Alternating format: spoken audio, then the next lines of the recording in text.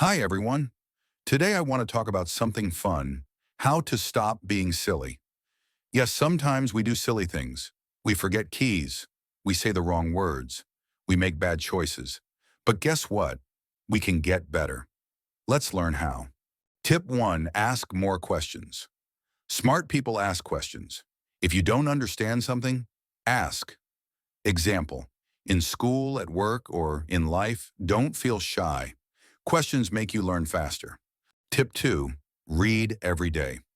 Reading is like exercise for your brain. You don't have to read big books. Start small. News, short stories, even comic books. When you read, you get new ideas and new words. Tip 3, learn from mistakes. Everyone makes mistakes. But silly people keep making the same mistake. Smart people ask you, what can I do better next time?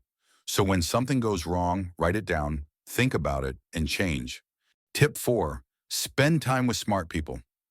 You are the average of the people around you. If your friends are lazy, you will be lazy too. If your friends are smart and hardworking, you will grow with them. Choose your circle wisely. Tip 5, keep learning.